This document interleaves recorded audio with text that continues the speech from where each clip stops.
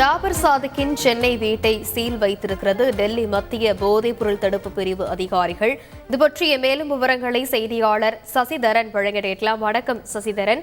தலைமறைவாக இருக்கக்கூடிய ஜாபர் சாதிக், அவரது சகோதரர்கள் சலீம் மற்றும் மொய்தீன் ஆகியவர்களை தேடும் பணியானது எவ்வளவு விரைவாக நடைபெற்று வருகிறது?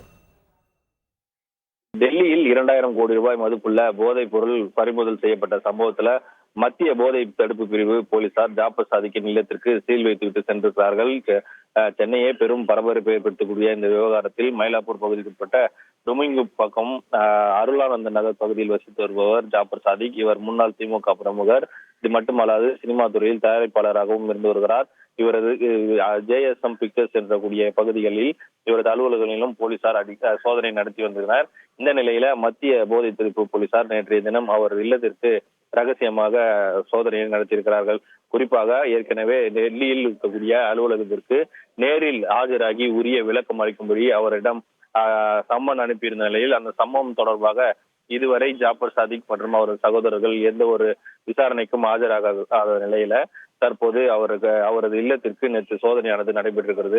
8 மணி நேரம் கிட்ட நடைபெற்ற இந்த சோதனையில் பல முக்கிய ஆவணங்கள் பறிமுதல் செய்யப்பட்டு கொண்டு சென்றிருப்பதாகவும் தகவல் வெளியாகி இருக்கிறது.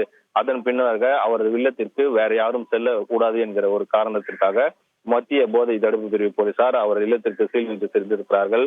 இந்த விவகாரத்தில் அவர் சினிமா தயாரிப்பாளராக இருக்கக்கூடிய நிலையில் சினிமா துறையில் வேற யாருக்கானும் தொடர்பு இருக்கிறதா அல்லது ஏற்கனவே கட்சியில் இருந்ததால் அந்த கட்சியில் வேறு யாருக்கும் தொடர்பு இருக்கிறதா என்பது கோணத்திலும் தற்போது போலீசார் செய்து வரக்கூடிய நிலையில் அவரது இல்லத்திற்கு சீல் வைக்கப்பட்டிருக்கிறது. தொடர்ந்து கைப்பற்றப்பட்ட ஆவணங்கள் தொடர்பான விசாரணையை டெல்லியில் இருக்கக்கூடிய மத்திய போதை தடுப்பு பிரிவு போலீசார் தொடர்ந்து நடைபெற்று வருவதாகவும் அடுத்த கட்ட நடவடிக்கைகளை இந்த கைப்பற்றப்பட்ட ஆவணங்கள் மூலம் எடுக்க உள்ளதாகவும் தகவல் வெளியாகி இருக்கிறது.